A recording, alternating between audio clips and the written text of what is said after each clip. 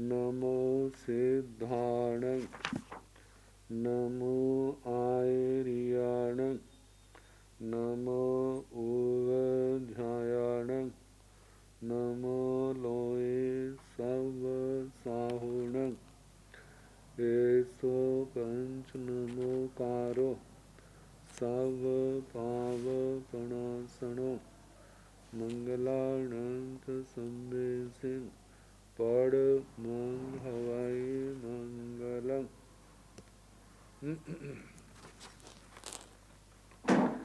जिन शासन जिन वाणी सदा जयवंत हो, श्रवण संग सदा अविचल मंगल हो।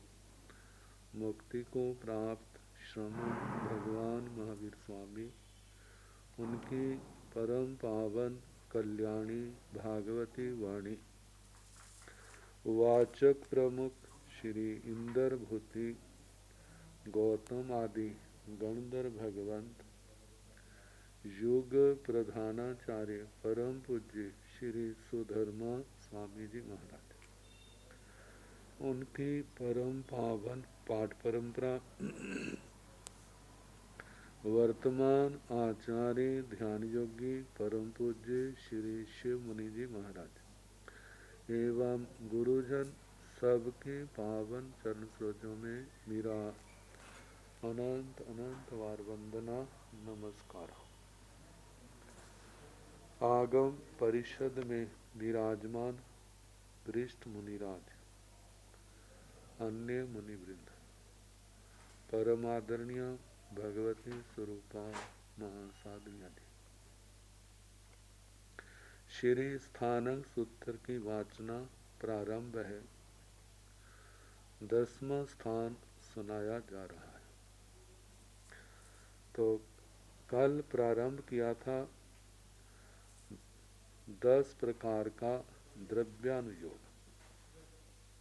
10 वीहे द्रव्यानुयोगे प्रणते 10 प्रकार का द्रव्यानुयोग कहाँ है। तंजाह जैसे के द्रव्यानुयोगे द्रव्यानुयोग, माउआनुयोग होगे मातृका अनुयोग, एक गठ्ठियानुयोगे एक आर्थिकानुयोग, करणानुयोगे करणानुयोग, अप्पियानप्पिये अर्पिता नर्पित, अर्पित अनर्पित, अर्पिता नर्पित, भाविया भाव्य, भाविता भावित, भावित अभावित, बाहिरा बाहिरे, बाह्य और अबाह्य, संधि कर दे तो बाहिया बाह्य, सास्या सासय, शाश्वत अशाश्वत, शाश्वता शाश्वत, तह नाणे तथा ज्ञान, अतः नाणे अतथा ज्ञान। तो कल द्रव्यानुयोग, मातृकानुयोग और एकार्थिकानुयोग, इनके संबंध में बताया था। द्रव्यानुयोग में द्रव्यों की व्याख्या, मातृकानुयोग में उत्पाद व्यय द्रव्य को लेकर के तत्वों की व्याख्या, एकार्थिकानुयोग में एकार्थिक शब्दों की, पर्यायवाची शब्द जो है उनकी व्याख्या, जे अर्थ किस दृष्टि से, जे अर्थ किस दृष्टि से, इसका व्याख्यान किया जाता है। कर्णानुयोग कर्णानुयोग, ये चौथा अनुयोग है। कर्ण के संबंध में व्याख्यान। कर्ण क्या चीज है? कहते हैं क्रिया के प्रति साधकतम, साधकतम कहते हैं जो अत्यंत उपयोगी, जिसके बिना कार्य नहीं होगा। साधकतम जो कारण है उसको कर्ण कहा जाता है। जैसे विभक्तियों में कर्ण कारक आता है, जिसका से के द्वारा, उससे, उसके द्वारा, जैसे वे कलम से लिखता है, उसके द्वारा जे किया गया, उसके द्वारा जे कार्य किया गया, उसने उसके द्वारा जे कार्य करवाया, उस अर्थ में सहयोगी के रूप में करण शब्द आता है। जैसे जीव करता है, जीव करने वाला है, और अलग अलग क्रियाओं को करने में उनके सहयोगी हैं, जैसे काल, स्वभाव, नियति, पूर्वकृत कर्म। इनकी अपेक्षा रखता है। कर्ण के बिना अकेला जीव कुछ नहीं कर सकता। संसारी जीव, उनके पास कर्ण है, वो कर्म करते हैं।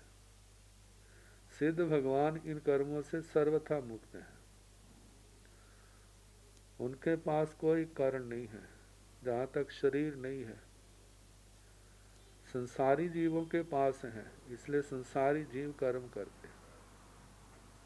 तो कहा जाता है संसारी दशा में आत्मा इन संसार की क्रियाओं का करता है। जब आत्मा मुक्त हो जाता है तो वहाँ पर केवल वह द्रव्य और पर्यायों में परिवर्तन होता है, लेकिन और किसी क्रिया का करता नहीं। मिट्टी से घड़ा बनाने में कुम्हार को दंड, चक्कर, धागा आदि उपकरणों की आवश्यकता होती है। घड़ा बनाने में जो सहायक हैं कर्ण है। इसी तरह तात्विक बातों की कारण की पर्यालोचना करना कर्णानुयोग है। इसका क्या कारण है, इसका क्या कारण है, ये कार्य कैसे करता है, ऐसा चिंतन, ऐसा मनन, ये क्या है, कर्णानुयोग। संसार में जो कारण कहे, एक उपादान कारण है, एक निमित्त कारण है। जैसे घड़ा बनाना है तो उसका उपादान कारण मिट्टी है। कारण जब कार्य हो जाता है तो भी वह किसी रूप में रहता है। निमित्त कारण जब कोई चीज बनाई जाती है उस समय तो उसका सहयोग होता है, और उसके बाद वो साथ रहे जो कोई जरूरी नहीं है। जैसे घड़ा बनाते समय मिट्टी है, मिट्टी से घड़ा बना, मिट्टी से घड़ा अलग नहीं है, घड़े से मिट्टी अलग नहीं है। ये उपादान कारण मिट्टी है घड़े का।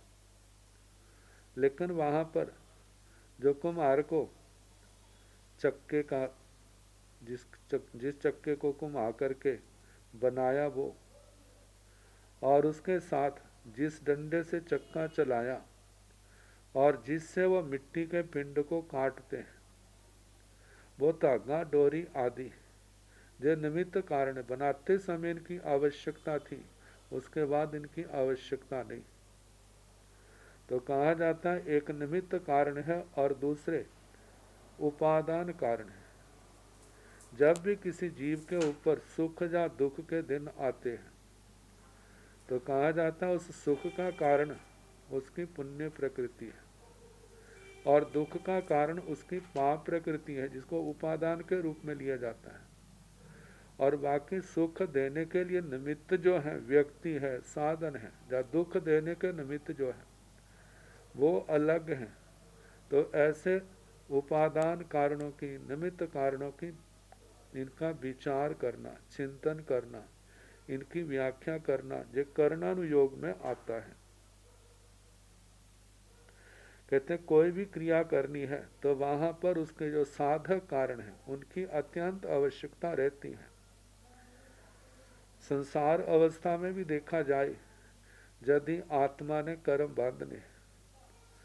बांधने के लिए, सांप्रदायिक बंध के लिए योगों के साथ कषायों का होना जरूरी है।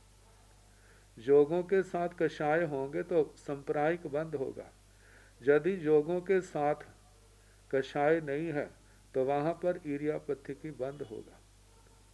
जिस समय कषाय और योग बिल्कुल समाप्त हो जाते हैं, आत्मा अयोगी बन जाता है, तब वहां पर कर्मों का बंध भी नहीं होता है। वो 14वां गुण स्थान। सिद्ध अवस्था में तो कुछ भी बातें नहीं, वहां कर्म का बंध भी नहीं है।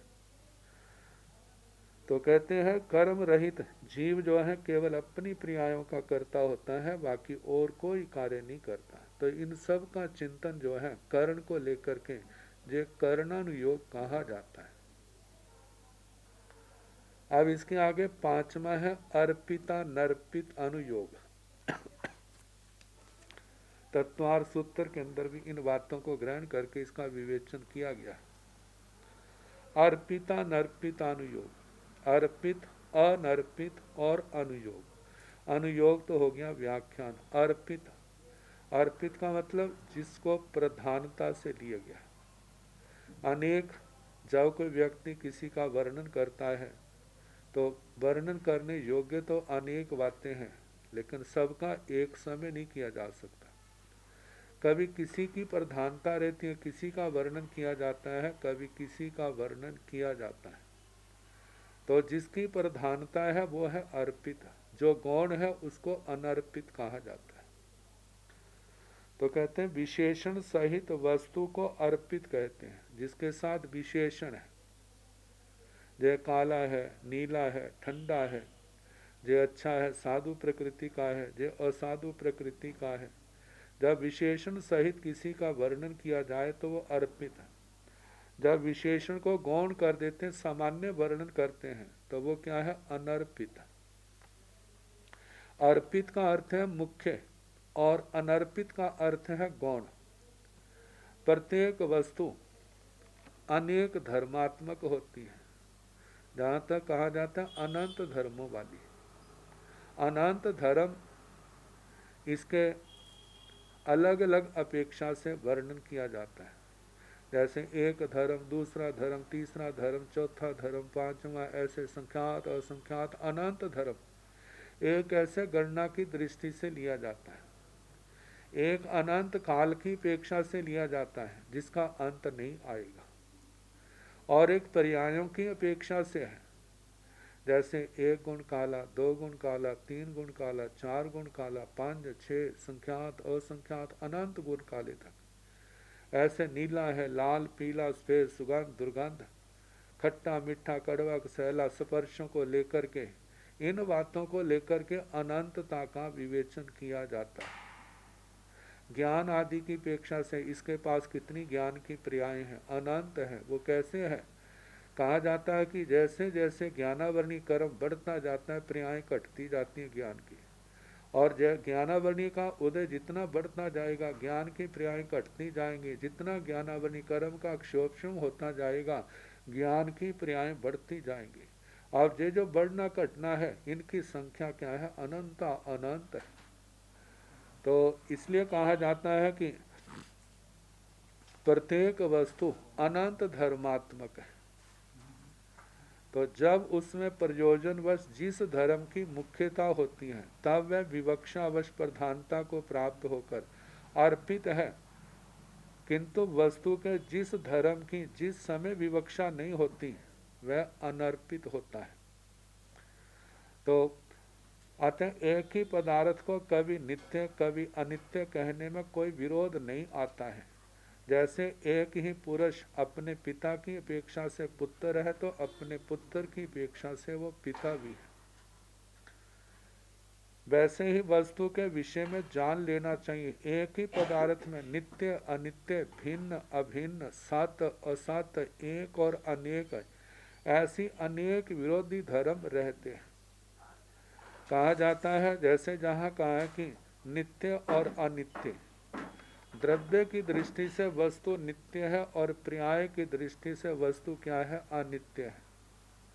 और जैसे कहा जीव शाश्वत है, लेकिन जे नारकी है, जे त्रियंच है, जे मनुष्य है, जे देवता है, जे स्त्री है, जे पुरुष है, जे नपुंसक है, जे जो प्रिय काला है, जे गोरा है, जे ऐसे है, ऐसी पर्याय जो है जे सदा एक जैसी नहीं रहती।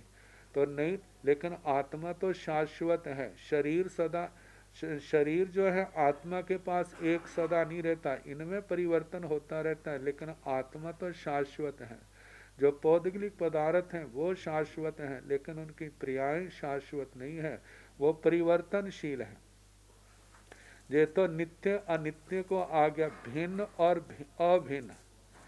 भिन्न का मतलब जब और जिस समय हम कहते हैं नारकी, देखा जाए तो जीव से जो भिन्न नहीं है, क्योंकि जब जीव कहेंगे तो नारकी उसके अंदर आ ही जाएंगे। जब हम नारकी कहेंगे तो उस समय सारे जीव नहीं आएंगे। उस समय देवताओं का नारकियों में समावेश नहीं है, त्रियंच उनसे अलग है, मनुष्य उनसे अलग हैं। तो इस दृष्टि से क्या है कि नारकी जो है जीव से भिन्न है, लेकिन नारकी जो है जीवों के अंदर समा जाता है, लेकिन सारे जीव जो हैं वो नारकी के अंदर नहीं समाते। नारकी से जीव से ना नारकी भिन्न है, ना त्रियंच भिन्न है, ना मनुष्य भिन्न है, ना देवता भिन्न है। लेकिन जब देवता कहा जाएगा तो देवता से मनुष्य भी अलग है, त्रियंच भी अलग है और नारकी भी अलग है। तो इस प्रकार भिन्न अभिन्न की दृष्टि से विवेचन करना, जब किसी वस्तु का वर्णन किया जाता है तो ये अर्पित और अनर्पित के अंदर आ जाता है। और इसके साथ कहा सत्य और असत्य। देखा जाए तो जिनका अस्तित्व है बताया था वो सत्य पदार्थ है, लेकिन एक पदार्थ जो है अपने रूप से सत्य है, लेकिन दूसरे के रूप से वो सत्य नहीं है। जहाँ पर एक घड़ा है वो अपने स्व की अपेक्षा से सत्य है, लेकिन जो दूसरा घड़ा है उसकी अपेक्षा से वो क्या है, असत्य है। तो ऐसे हर पदार्थ स्व की अपेक्षा से अस्तित्व वाला है, लेकिन वो पर की अपेक्षा से वो अलग है उससे। तो ऐसे सत्य असत्य का एक अनेक, इनका भी जे भी क्या है, जब किसी व्यक्ति कहते हैं जे एक भी है और अनेक भी है। जैसे आत्मा एक है, लेकिन गुणों की दृष्टि से क्या है, अनेक है। आत्मा एक है, जैसे ज्ञाता धर्म कथा सूत्र में, भगवती सूत्र में, निर्यावलिका आदि के सौमिल ब्राह्मण भगवान पार्श्वनाथ जी के प्रकरण में आता है। वहाँ पूछा है भगवान आप एक हैं या अनेक हैं? तो भगवान ने कहा मैं एक भी हूँ, मैं दो भी हूँ, मैं तीन भी हूँ, मैं अनेक असंख्यात भी हूँ। भगवान वो कैसे हैं? आत्मा की दृष्टि से मैं एक हूँ, ज्ञान दर्शन की अपेक्षा से दो हूँ, ज्ञान दर्शन चारित्र आदि इनकी अपेक्षा से तीन हूँ, और आत्मा के प्रदेशों की अपेक्षा से देखा जाए तो मैं क्या हूँ, असंख्यात हूँ, क्योंकि आत्मा असंख्यात प्रदेशात्मक है। तो ऐसे अनेक, एक और अनेक की दृष्टि से विवेचन करना, आपस में एक है तो अनेक कैसे हो सकता है, अनेक है तो एक कैसे हो सकता है। तो जहाँ पर संग्रह और व्यवहार को लेकर के भी जहाँ पर एक और अनेक की व्याख्या की जाती है। और कहा वक्ता जिस अभिप्राय से वस्तु को नित्य कहता है, उस अभिप्राय से जब भी देखेंगे तो वह सब नित्य ही दिखाई देगा। और जिस समय अनित्य की अपेक्षा से वर्णन करता है तो उस अपेक्षा से देखा जाए तो वह वस्तु क्या होगी, अनित्य ही होगी। तो ऐसे अनेक अपेक्षाओं का इससे वर्णन करते हैं। किसी एक का वर्णन करना, दूसरे को गौण कर देना, और तो ये जो शैली है इसको अर्पित अनर्पित अनुयोग कहा जाता है। अब इसके आगे आता है छठा है भावित अभावित अनुयोग, और इसका समुच्चय शब्द बनता है संधि करने पर भाविता भावित भाविता भावितानुयोग।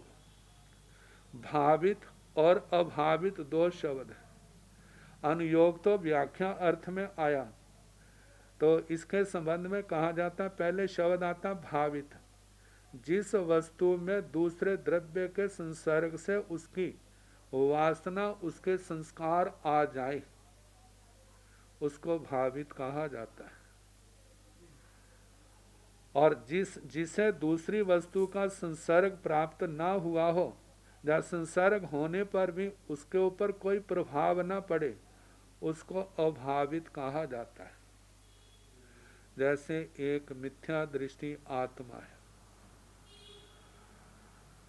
जिस समय सम्यक दृष्टि आत्मा के सानिध्य में बैठता है और उसके विचारों को सुनता है, तो उसके ऊपर हल्की आत्मा होने के कारण से प्रभाव पड़ता है। इसने जो कुछ कहा है मिथ्या दृष्टि सोचता बिल्कुल सच है, और उनसे प्रभावित होकर के वो उनको मानने लग जाता है। कितने जीव ऐसे हैं उनका आचरण भी करने लग जाते हैं। जिन लोगों के साथ पहले वो रहता था, जब उनके साथ बैठ करके बातें करता है तो वो कहने लगे अरे ये पहले वाला नहीं रहा, अब ये हमारे से बदल गया है, हमारी विचारधारा से इसकी विचारधारा क्या हो गई है, बदल गई है। तो ये क्या है, भावित, दूसरे की भावना से भावित हो गई। एक है अभावित, कहते भारी कर्मी ऐसा आत्मा है, उसको कितना समझाओ वो अपनी बात तो समझाने का प्रयास करता है लेकिन दूसरे की बात समझने का प्रयास नहीं करता। मानो उसने हजारों उपदेश सुने लेकिन फिर भी उसके ऊपर कोई असर नहीं पड़ा, वो क्या है, अभावित है। तो कहा जाता है भव्य आत्माएं जो है वो भव्यों के संग से प्रभावित हो जाती हैं, लेकिन अभव्य आत्मा तो औरों का तो क्या कहना, तीर्थंकर भगवान के उपदेश से वो प्रभावित नहीं होती। तो वहां पर क्या रहते हैं, वो अभावित के रूप में आ गया।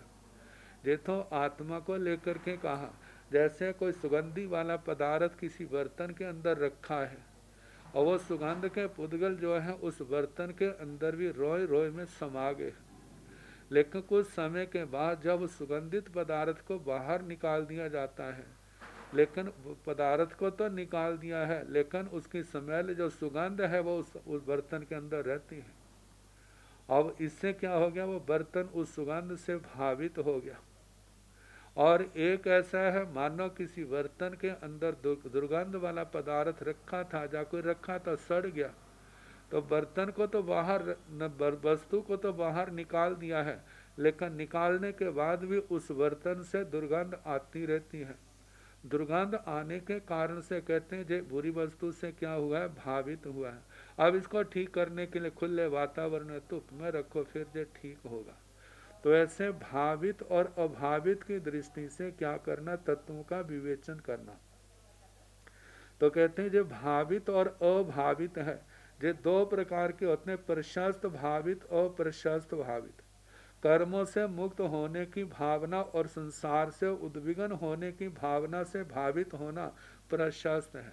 मतलब धर्म के, तप, त्याग के इस मोक्ष मार्ग से प्रभावित होना, ये क्या है, प्रशस्त भावित है। और मानो कोई व्यक्ति पहले तो धर्म के भावन से प्रभावित था और उसके अंदर भी थे, लेकिन पाप कर्म का, मोनी कर्म का ऐसा उदय आया, धर्म से उसके अरुचि खत्म होगी, अरुचि पैदा होगी और भोगों के प्रति भोगों के प्रति रुचि पैदा होगी। ये जो भावित हुआ ये क्या है, अप्रशस्त है। जैसे कंडरीक था, पहले वो साधु बना साधुपने में, लेकिन बाद में अरति मोनि कर्म का ऐसा उदय आया, संयम में अरुचि पैदा होगी, काम भोग अच्छे लगने लगे। और भाई ने पूछा, भाई पुंडरीक ने पूछा क्या तुम्हें भोग चाहिए, कहते हैं हाँ चाहिए। तो वो भावित कैसा है, वो अप्रशस्त है। पुंडरीक जो है उसके अंदर तप त्याग आ गया, अपने भाई का भेष लिया है और उसी समय जैसा जानता था उसके अनुसार चरित्र ग्रहण किया और उस समय अभिग्रह ले लिया, जब तक मेरे को मेरे धर्माचार्य नहीं मिलते तब तक मेरे भोजन पानी का त्याग। और कितने चढ़ते भावों से वो गुरुओं के पास गया है, पुनः उसने संयम स्वीकार किया गुरुओं के चरणों के अंदर के चरणों में बैठ करके। फिर उसके बाद अब उसने जब पार न किया है तपस्या, रूखा सूखा होने के कारण से अब रात को शूल का रोग पैदा हो गया, महावेदना हुई, लेकिन सोचता है जिसने जन्म लिया है मरना तो उसने है ही, कितना मेरा सौभाग्य है, मैं संयम के अंदर अपने प्राणों को छोड़ रहा हूँ। समाधि पूर्वक भाव पूर्ण करके वो कहाँ गए, 26वें देवलोक में, और एक भाव लेकर के मोक्ष में जाएंगे। और कंडरीक जो है वो संसार की वासनाओं से प्रभावित हुआ है, वासित हुआ है, और वो भी अपना काल करके आरत ध्यान, रौद्र ध्यान के 7वीं नरक का आयु बांध करके कहाँ पहुंच गया, 7वीं नरक में। तो कहा कि एक भावित प्रशस्त है और एक क्या है, अप्रशस्त है। धर्म के भावों से प्रभावित हुआ है तो वह प्रशस्त है, यदि पाप भोगों के भावों से प्रभावित हुआ है वो क्या है, अप्रशस्त है। प्रशस्त आत्मा को ऊर्ध्वगामी बनाने वाला है और अप्रशस्त जो है वो आत्मा को दुर्गतियों में ले जाने वाला है। तो इस प्रकार भावित और अभावित का व्याख्यान करना, इस दृष्टि से तत्वों का विवेचन करना भाविता भावितानुयोग है।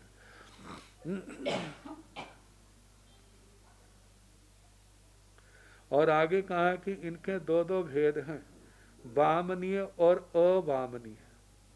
वैसे वाम उल्टे को कहते हैं, जहां पर वामनी का वमन करने योग्य, त्याग योग्य है, और अवामनीय जो त्याग ना कर सके। किसी के संसर्ग से उत्पन्न हुए दोष यदि दूसरे के संसर्ग से दूर हो जाए तो उन्हें वामनीय कहा जाता है, और जो किसी भी तरह से दूर ना हो सके उनको अवामनीय कहा जाता है। तो ऐसे भावित अभावित वाम्य अवाम्य को लेकर के किसी भी द्रव्य की व्याख्या करना भाविता भावितानुयोग है। और सातवां है बाह्या बाह्यानुयोग, बाह्य अबाह्य अनुयोग। अनुयोग का मतलब व्याख्यान। जब विलक्षणता और समानता को लेकर द्रव्य की व्याख्या की जाए तब वह बाह्य अबाह्य कहलाता है। जिस प्रकार जीव द्रव्य आरूपी होने पर भी उसका चैतन्य धर्म जो है आकाश आस्तिकाय से विलक्षण है, क्योंकि आकाश और जीव दोनों अमूर्त आरूपी होने से तो समान है, लेकिन आकाश जड़ पदार्थ है, जीव जो है वो चेतन पदार्थ है। चेतना के कारण से आकाश आदि दूसरे द्रव्यों से आत्मा क्या हो जाता है, अलग हो जाता है। लेकिन जब हम ये कहेंगे द्रव्य कहेंगे तो द्रव्य कहने से 6 के 6 द्रव्य आ जाते हैं। लेकिन जिस समय हम कहेंगे मूर्त और अमूर्त तो उसमें रूपी और अरूपी, और जिस समय रूपी जो पुद्गलास्ती काय है वो 5 से क्या हो जाएगा, अलग हो जाएगा, और 5 एक और हो जाएंगे। जब हम कहेंगे जड़ और चेतन तो जीव को छोड़ करके शेष 5 द्रव्य एक और हो जाएंगे और जीव जो है उनसे अलग हो जाएगा। तो कहा जाता है जब हम कहेंगे द्रव्य तो सारे के सारे द्रव्य क्या हो जाएंगे, एक ही मर्यादा के अंदर आ जाएंगे, 6 के 6 द्रव्य के अंदर उनकी गणना होगी। लेकिन जड़ कहा तो सारे नहीं आएंगे, चेतन कहा तो जीव अलग हो जाएगा, शेष क्या हो जाएंगे, अलग हो जाएंगे। ऐसे रूपी अरूपी कहा, रूपी कहा तो पुद्गलास्ती का अलग हो जाएगा, दूसरे अलग हो जाएंगे। जब हमने अरूपी कहा तो इनसे पुद्गलास्ती काय जो है वो अलग हो जाएगा। तो ऐसे बाह्य और अबाह्य इस दृष्टि से तत्वों का व्याख्यान करना में बाह्य बाह्यानुयोग कहा जाता है। आगे 8वां है शाश्वत अशाश्वता शाश्वतानुयोग, शाश्वत अशाश्वत अनुयोग। अनुयोग का मतलब व्याख्यान, व्याख्यान की विधि, और शाश्वत का मतलब सदा रहने वाला, अशाश्वत का मतलब जो सदा रहने वाला नहीं है। तो द्रव्य तो शाश्वत है लेकिन उनकी क्रियाएं शाश्वत नहीं है। जब द्रव्य दृष्टि से तत्व का वर्णन किया जाता है तो वहाँ पर शब्द जे शाश्वत है। जैसे कहा जाता है धर्मास्ति का है सांस आए, नित्य, नियत, ऐसे शब्द आते हैं। और 6 के 6 द्रव्यों के लिए ऐसे शब्द जब द्रव्य दृष्टि से विचार किया जाता है, जब पर्याय की दृष्टि से विचार किया जाता है तो कहा जाता है जितनी भी पर्याय है वो क्या है, अशाश्वत है। जैसे भगवती सूत्र में जिस समय जमाली अणगार वापिस जब मिथ्या दृष्टि हो चुका था भगवान के पास आया, वंदना नहीं की, खड़ा होकर कहने लगा भगवान आपके कितने शिष्य हैं, शदमस्त अवस्था में जाते हैं और वापिस आते हैं तो शदमस्त ही होते हैं, लेकिन जब मैं गया था तो मैं शदमस्त था, लेकिन अब मैं केवली बन चुका हूँ। तो भगवती सूत्र में आया था, पास में श्री गौतम स्वामी जी महाराज विराजमान थे। तो उन्होंने कहा कि जमाली आप केवली हो गए हैं, केवली के लिए कुछ भी अज्ञात अदृश्य नहीं रहता। आप मेरे 2 व्याकरणों का प्रश्नों का उत्तर दें। ये बताएं जे जीव शाश्वत है या अशाश्वत है, जे लोक शाश्वत है अशाश्वत है। जब ये 2 प्रश्न के सामने रखे तो वो संख्य कंख्य विधि गिच्छी इन शब्दों का प्रयोग, अब मैं क्या उत्तर दूं। जब मैंने नित्य कहा तो गौतम स्वामी मेरे को वैसे पकड़ ले, वैसे मेरे को निरुत्तर कर देंगे। अनित्य कहता तो ऐसा करेंगे। तो मौन रहे। तो फिर भगवान ने कहा कि हे जमाली, मेरे कितने शतमस्त शिष्य हैं जो मेरे समान ही इन प्रश्नों का उत्तर दे सकते हैं, लेकिन वो अपने आप को सर्वज्ञ सर्वदर्शी नहीं कहते। फिर भगवान ने द्रव्य और पर्याय की दृष्टि से लोक और जीव का वर्णन किया कि ये दोनों तत्व द्रव्य की दृष्टि से शाश्वत है, नित्य है, और पर्यायों की दृष्टि से क्या है, अनित्य है। तो इस प्रकार नित्य नित्य, शाश्वत अशाश्वत को लेकर के तत्व का वर्णन करना। नौमा है तथा ज्ञानानुयोग। तथा ज्ञान अनुयोग। तथा ज्ञान का मतलब यथार्थ रूप से, जो वस्तु जैसी है उसका उसी रूप में वर्णन करना। जैसी वस्तु है उसी के अनुरूप ज्ञान को तथा ज्ञान कहा जाता है। जैसा पदार्थ है उसको उसी रूप में जानना, वो तो तथा ज्ञान है। वस्तु के यथार्थ ज्ञान को तथा ज्ञान या तथ्य ज्ञान, तत्व ज्ञान भी कहा जाता है। अब अतथा ज्ञान क्या है? अतथा ज्ञान अयथार्थ ज्ञान का तीन अज्ञानों का वर्णन करना। मिथ्या दृष्टि जिस तत्व ज्ञान का वर्णन करता है वह हेत्वाभास, प्रमाणाभास, हेतु नहीं लेकिन हेतु लगता है, प्रमाण नहीं लेकिन प्रमाण के समान लगता है, ऐसा होने से वह जो ज्ञान है वो विपरीत अज्ञान है, उसको अतथा ज्ञान कहा जाता है। तो ऐसा वर्णन करना अतथा ज्ञानानुयोग है। जैसे संसार के पदार्थ क्या है, नित्य अनित्य है, द्रव्य की दृष्टि से नित्य है, पर्याय की दृष्टि से अनित्य है, लेकिन कदाग्रह के कारण, दुराग्रह के कारण से एकांत नित्य मानना, जहाँ एकांत अनित्य मानना, ये क्या है, अतथा ज्ञान है। तो इसका वर्णन करना अतथा ज्ञानानुयोग है। तो इस प्रकार 10 प्रकार का द्रव्यानुयोग है, उसका वर्णन इस सूत्र के अंदर आया। बड़ा गंभीर सूत्र है, इसकी व्याख्या बार बार पढ़ने वाली है, बार बार पढ़ने पर यह समझ में आएगी। तो अब इसके आगे उत्पात पर्वतों का वर्णन आता है। अधोलोक से भवनपति देव जब उन्होंने मनुष्य लोक में आना होता है या कहीं और जाना होता है, तो पहले अपने लोक से जहाँ पर उनके उत्पात पर्वत हैं वहाँ पर आते हैं। फिर उसके बाद वहाँ से जिस ओर जाना होता है उस ओर गमन करते हैं। ऐसे ऊर्ध्व लोक वाले जो विमानिक देवलोक देवता है, जब उन्होंने मनुष्य लोक में आना होता है, तिरछे लोक में आना होता है, तो पहले अपने उत्पात पर्वतों पर आते हैं। फिर उसके बाद जिस स्थान पर उन्होंने जाना होता है फिर वो क्या करते हैं, उस ओर गमन करते हैं।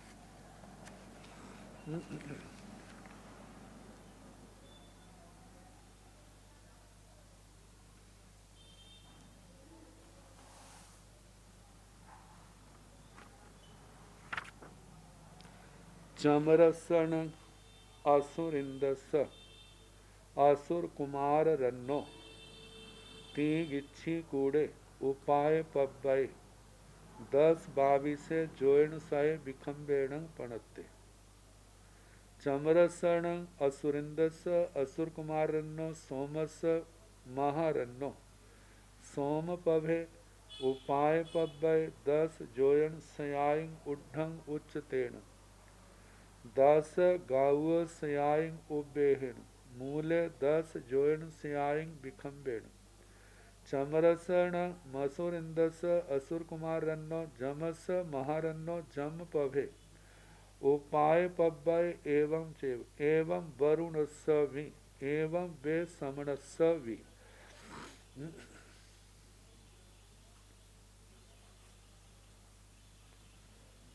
अरुण वरोध समुद्र आता है, प्राय करके उस समुद्र के अंदर इनके उत्पात पर्वतों का वर्णन है।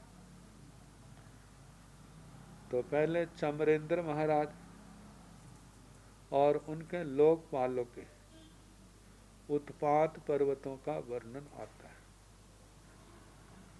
उत्पात शब्द का जो है एक तो उत्पात होता है उपद्रव करना, लेकिन जहाँ पर उसका ग्रहण नहीं है, जहाँ पर उत्पात का है, जैसे उड़ना,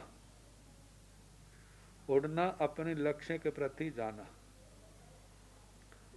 जैसे कोई लंबी छलांग लगाने के लिए ऊंचे स्थान से जा कर के भागता है फिर छलांग लगाता है, ऐसे ही वहाँ उस पर्वत से अपने विमानों से जहाँ जाना होता है, विमानों से जहाँ स्वयं जाना होता है, तो वहाँ से अपना जैसे पक्षी उड़ारी लगाता है, ऐसे जो उस ओर चलते हैं। तो पहले चमरेंद्र महाराज का वर्णन किया गया। चमरसण असुरिंदस असुर कुमार रन्नो तिगिच्छिक कूड़े उपाय पब्बय 10 22 जोयण साय बिखम्बेण पणते। जहाँ पर जो 10 के साथ जिनका वर्णन मिलता है, उन चीज़ों का वर्णन है। जो 10 से ज़्यादा हैं उनका वर्णन नहीं है। मतलब कुछ ज़्यादा हो तो उसका वर्णन होगा, लेकिन संख्या ज़्यादा लांग गई है तो फिर उसका वर्णन नहीं करते। लेकिन जीवाभिगम के अंदर वहाँ पर जब भगवती सूत्र के अंदर स्थानों में वर्णन आता है तो वहाँ पूरा वर्णन आता है। तो चमरसन असुरिंदस असुर कुमार, चमरस चमर, असुरिंदस असुरेंद्र, असुर कुमार रन्नो, असुर कुमार राजा।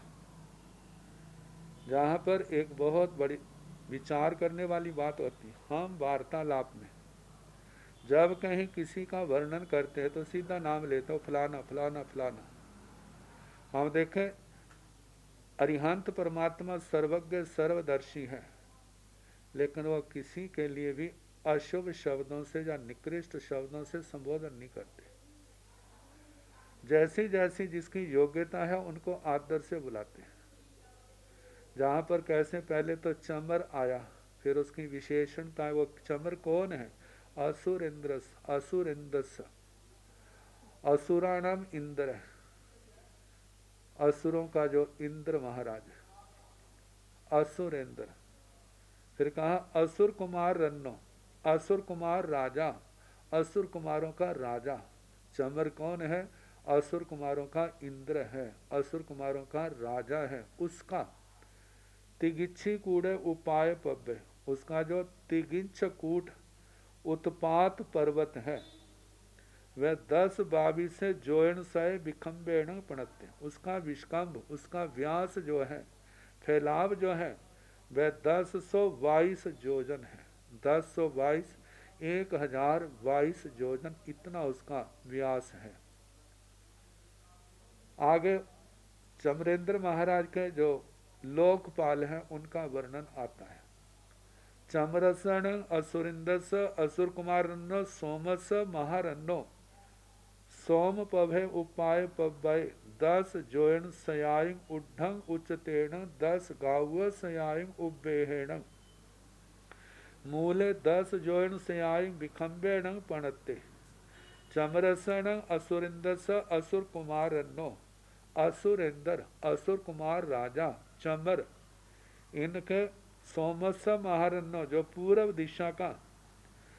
दिशा के जो लोकपाल हैं, महारन्नो महाराज, सोम पभे जिनका नाम सोम प्रभ है, उनका उपाय पभय उत्पात पर्वत 10 जोयण सयाइम उड्ढंग उच्चतेण, मतलब जमीन से 10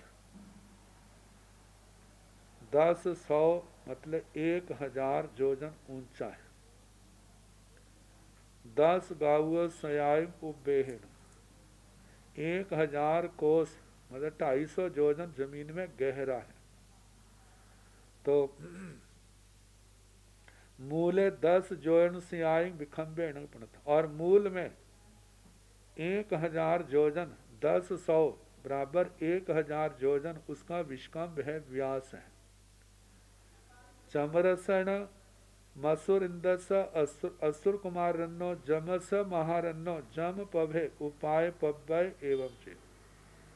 असुर कुमारों के राजा चमर, असुरेंद्र असुर कुमार राजा चमर के जो दक्षिण दिशा का लोकपाल है जमस जम, उसका महारण्य जम महाराज का जम पभे जम प्रभ नाम का उपाय पभय उत्पात पर्वत एवं चेव उसका वर्णन भी ऐसे कहना जैसे सोम महाराज लोकपाल के उत्पात पर्वत का वर्णन किया। एवं वरुण सा भी ऐसे पश्चिम दिशा के लोकपाल जो वरुण महाराज हैं उनके भी उत्पात पर्वत ऐसा ही कहना जैसे सोमप्रभ मतलब पूर्व दिशा का दक्षिण दिशा का कहा वही प्रमाण है। एवं बेश्रमण सभी इसी प्रकार बेश्रमण महाराज का भी लोकपाल का जो उत्पात पर्वत है उसका भी वही प्रमाण कहना जो पहले 3 का आया है। तो चमरेंद्र महाराज के उनका स्वयं का और उनके लोकपालों का जो 10 की संख्या से जिनको समानता रखते हैं उन उत्पात पर्वतों का वर्णन किया।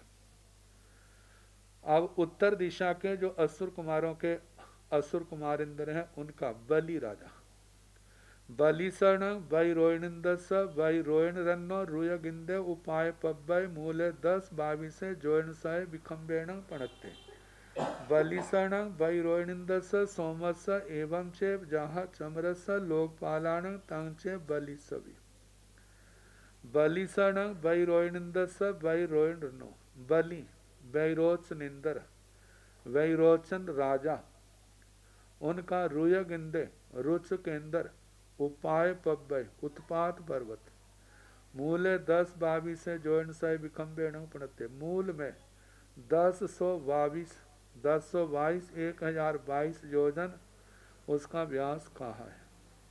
बलिसण वैरोहिणिंदस सोमस एवं चे बलि वैरोचनिंदर इंद्र महाराज के जो पूर्व दिशा का लोकपाल है सोमस सोम का एवं चेव जैसे चमरेंद्र महाराज के लोकपालों के उत्पात पर्वतों का वर्णन किया ऐसे सोम का भी बलि वैरोचनिंदर इंद्र महाराज के सोम लोकपाल का भी वैसे कहना जहा चमरस लोकपालान तंच बलि सभी जैसे चमरेंद्र महाराज के लोकपालों का वर्णन किया ऐसे बलि वैरोचनिंदर महाराज का भी असुर कुमार इंद्र का भी उसके लोकपालों का भी वैसा ही प्रमाण कहना जैसे चमरेंद्र महाराज के लोकपालों के उत्पात पर्वतों का वर्णन किया।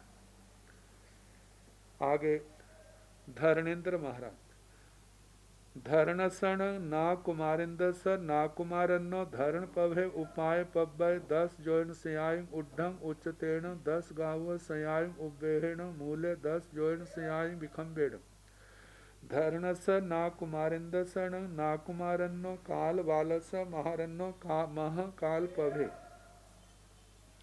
उपाय पब्बय 10 जोइन सयायम उड्ढंग एवं चेव एवं जाव शंख बालस एवं भूयानंद समी एवं लोकपालान से जहाँ धरणस एवं जाव थणीय कुमारान स लोकपालान भाणी अब्बा सब्बे सिंह उपाय पब्या भाणी अब्बा सरिस नामगा।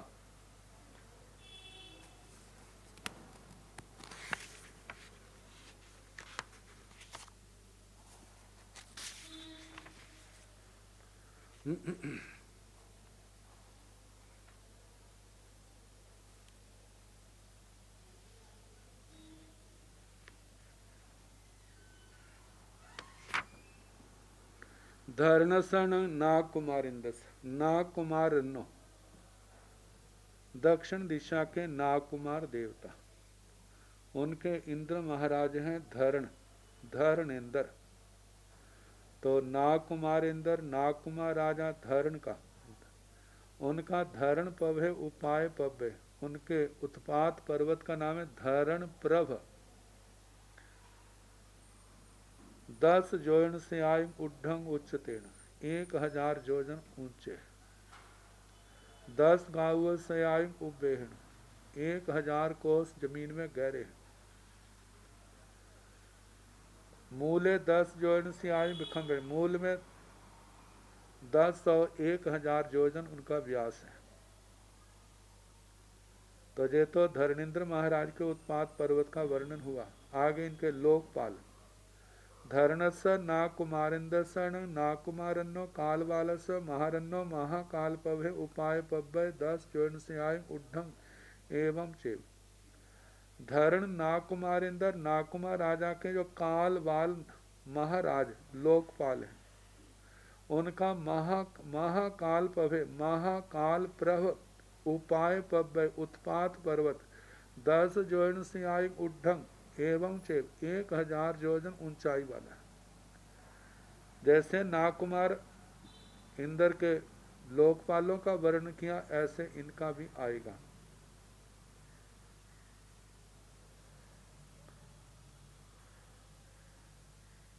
मतलब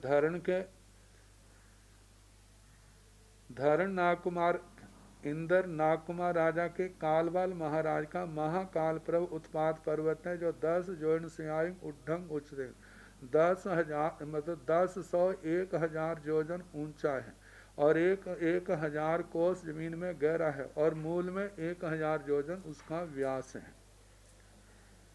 एवं शंख वालसवी ऐसे एवं जाव शंख वालस ऐसे धरणेन्द्र महाराज के 4 लोकपाल हैं, उनके चारों उत्पात पर्वतों का वैसा ही वर्णन करना जैसे चमरेंद्र महाराज के सोमप्रभ लोकपाल का वर्णन कीजिए। 1000 योजन का ही सारी बातें कही।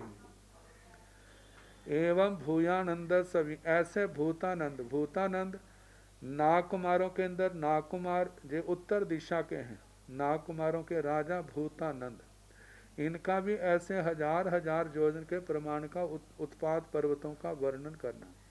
एवं लोकपालानंद भी जैसे धरणेन्द्र का आया, ऐसे भूतानंद जी का इसी प्रकार जैसे उनके लोकपालों का धरणेन्द्र नाकुमार राजा के लोकपालों का वर्णन का आया, ऐसे भूतानंद नाकुमार के इंद्र का उनके लोकपालों का वैसा वर्णन कहना। एवं लोकपालानंद भी से जहा धरणस एवं जाव थणीय कुमाराण सलोकपालाण भाणियब्बा सभ्य सिंह उपाय पब्या भाणियब्बा सरिस नामगा।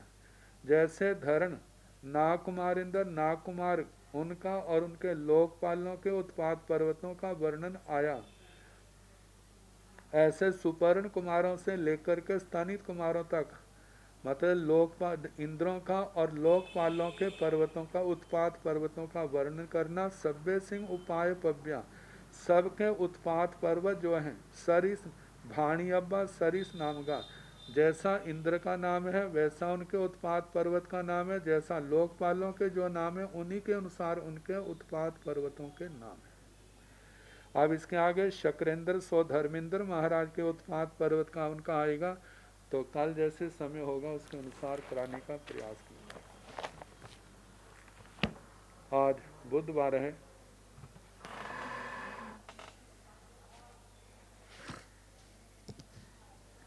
नौ तत्व संबर द्वार, जिसमें 8 प्रवचन माताओं का वर्णन चल रहा है। ईरिया समिति का वर्णन सुना दिया था। ईरिया समिति के अब भाषा समिति है। भाषा समिति के 5 बोल, 5 द्वार, द्रव्य, क्षेत्र, काल, भाव। द्रव्य से 8 बोल छोड़ करके बोले। 8 बोल 4 कषाय, हास्य हंसी मजाक, भय, भी कथा, व्यर्थ की कथाएं और मुखारी। मुखारी का मतलब मुंह से दूसरे को शत्रु बना लेना, असंबद्ध वचन बोलना, जिनका आपस में पूर्व पर का कोई संबंध नहीं है।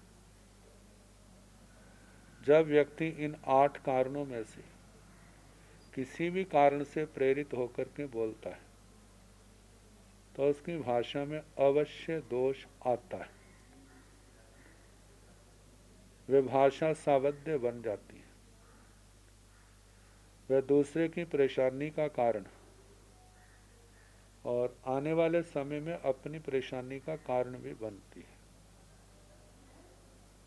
तो 8 बोल इनको छोड़ करके बोलना, जब भी बोलना इनके अधीन होकर के नहीं, इनके आवेश में नहीं।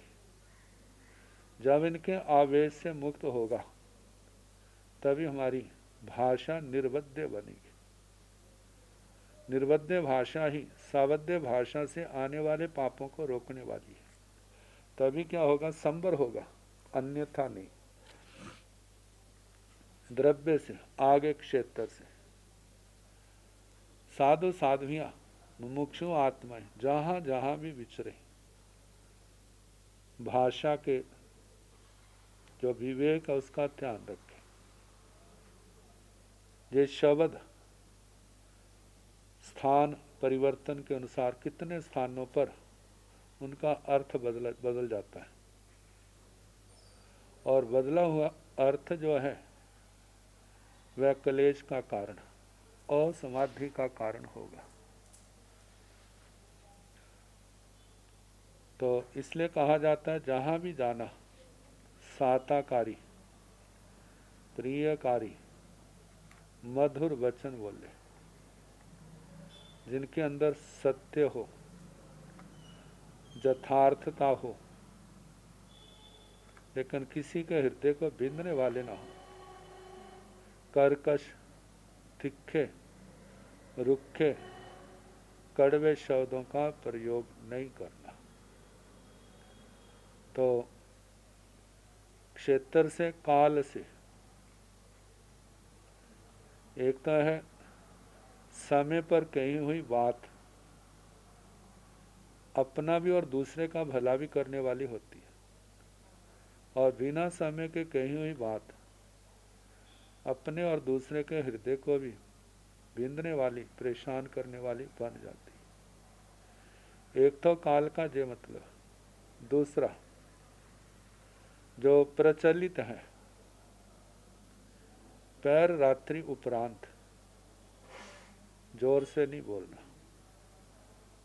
ये प्राचीन जीवन शैली थी।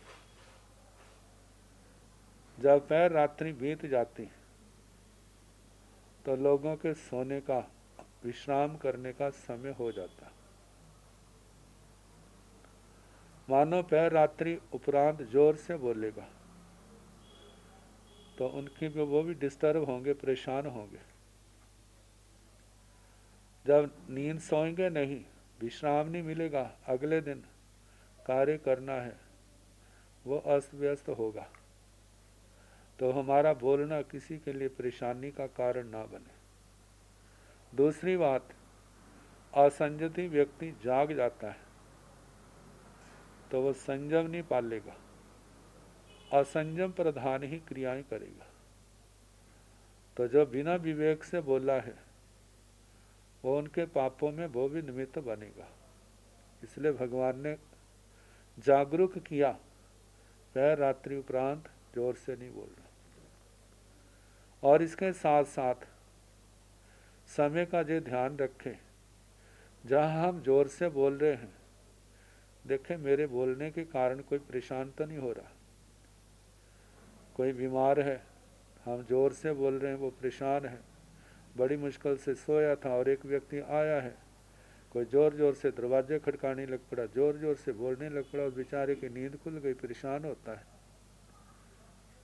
कोई अध्ययन कर रहा है, कोई ध्यान कर रहा है, कोई जप कर रहा है, कोई बीमार है। इन सब बातों का ध्यान रखें, हमारे बोलने से कोई प्रभावित ना हो। प्रभावित का मतलब परेशान ना हो, ऐसे समय का ध्यान रखना। चौथा है भाव। भाव का मतलब उपयोग पूर्वक, ध्यान पूर्वक बोलना, सोच समझ के बोलना।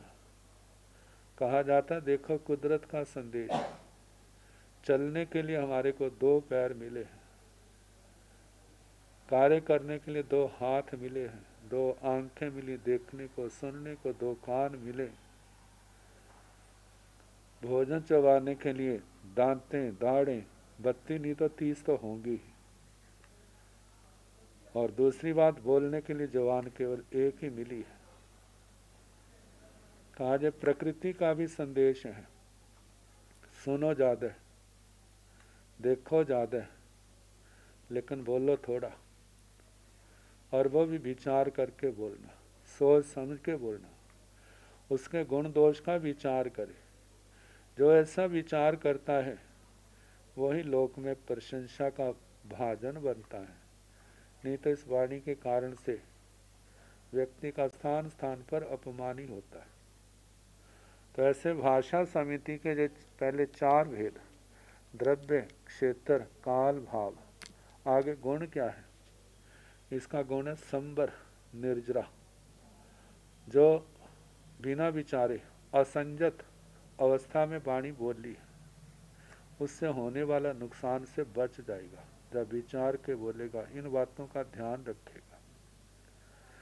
और इसमें कितना उपयोग रखना पड़ता है, ध्यान रखना पड़ता है। तो तपस्या भी तो है, तपस्या कर्मों की निर्जरा का कारण। तो इसलिए कहा है इसका लाभ क्या है, गुण क्या है, संबर और निर्जरा।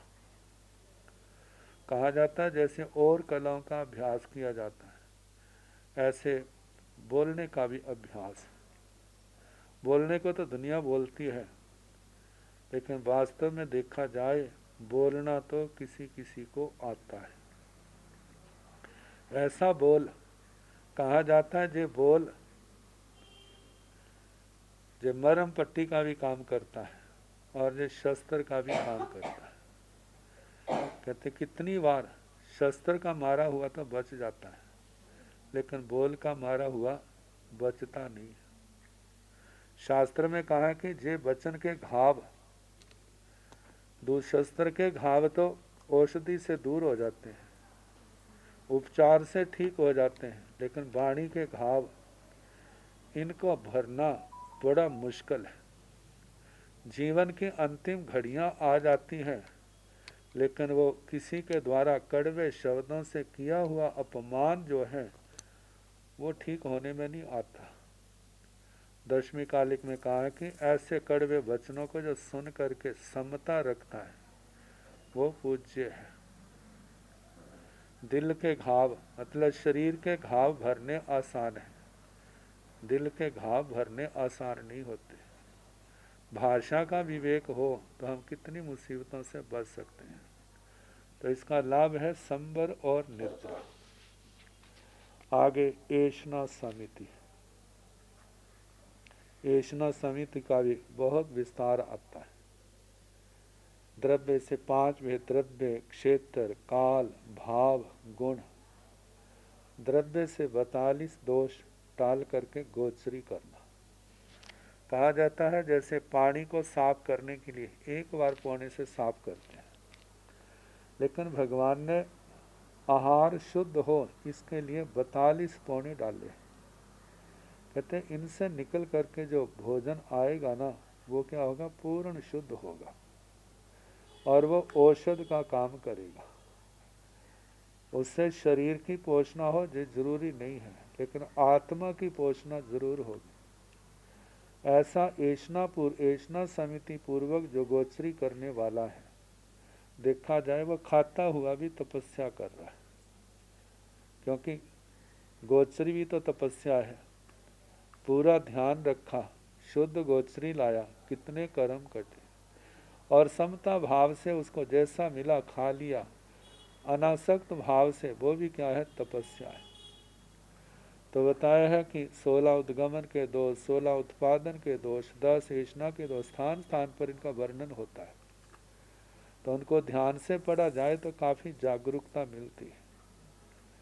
तो 42 दोष टाल करके गोचरी करना, क्षेत्र से खाद्य पदार्थ आधा योजन से उपरांत नहीं ले जाना, काल से पहले पैर का चौथे पैर में उसका उपयोग नहीं करना, उतना सीमित लाए कि 3 पैरों के अंदर ही वो सिमट जाए, चौथे पैर की जरूरत ना पड़े। ये अप्रमत्तता की दृष्टि से जो बताया है, नहीं तो व्यक्ति एक बार मिलाया कितना खराब होगा, कितना खाया जाएगा। तो भगवान ने कहा उतना लाओ जितनी आवश्यकता है। पहले पैर का चौथे पैर में उसका उपयोग ना किया जाए। भाव से 5 मांडले के दोष टाले। कहते हैं कितनी बार 42 दोष टाल करके भोजन लाए, लेकिन खाते समय सारा काम बिगाड़ दिया। अब 5 मांडले के दोष, स्वादिष्ट, स्वाद की ओर ध्यान ज़्यादा देना। अच्छा है तो उसकी प्रशंसा करने लगे, सु कड़ी थी, सु पक्की थी, सु छिन्ने, सु हड़े मड़े, ऐसे बहुत अच्छा बनाया, कितना स्वाद, कितना, ऐसे प्रशंसा करने लग पड़े। और मानो अच्छा नहीं है, स्वादिष्ट नहीं है, मन के अनुकूल नहीं है, तो उसकी निंदा करने लग पड़े। कहा कि क्या हमारा जीना खाने पीने के लिए है, क्या आत्मार्थी है? हमें इन भावों से ऊपर उठने का प्रयास करना चाहिए। ऐसे स्वाद, भोजन को स्वादिष्ट बनाने के लिए नमक, मिर्च और दूसरी चीज़ें उनके अंदर मिलाना, और मिला करके फिर कहना कितना स्वाद आया है, आज तो खाने में कितना आनंद आया। कहा ऐसी वृत्ति नहीं होनी चाहिए। कहा जो स्वाद केवल जवान तक ही होता है। पुराने संत कह देते हैं उत्तरा घाटी हो या माटी, स्वाद केवल जीवा तक है। तो आत्मार्थी जीव इन बातों का अवश्य ध्यान रखते हैं। तो 5 मांडले के, और उसमें भूख से बिना कारण से भोजन नहीं करना। भूख लगी है तो करे। कहा जाता 6 कारणों से भोजन करना, और 6 कारणों से भोजन छोड़ भी सकता है। श्री उत्तराध्ययन सूत्र के 26वें अध्ययन में इस सब का वर्णन किया है। और प्रमाण से ज़्यादा नहीं करना, जितना है कोशिश करे मनोदरी हो जाए, नहीं है तो प्रमाण का, मर्यादा का उल्लंघन ना करे। जो अपने मर्यादा आती है 32 कमल का, 28 कमल का, 24 कमल का, लेकिन यह है कि भूख से कम खाना। भूख से ज़्यादा खाएगा, नींद आएगी, प्रमाद आएगा, आलस आएगा। तो इन बातों का ध्यान रखना। और इसका गुण क्या है? संबर निर्जरा। संबर निर्जरा वैष्णव समिति का ध्यान रखना है। संबर भी होगा, कर्मों की महान निर्जरा भी होगी, देखा जाए तो जीवन सफल होगा। तो तीसरी समिति का वर्णन आएगा, अब आया है। अब चौथी समिति निक्षेपणा समिति, परिष्ठापनी का, उसका फिर जैसे समय होगा कराने का प्रयास किया। नमो अरिहंताणं, नमो सिद्धाणं, नमो आयर्या।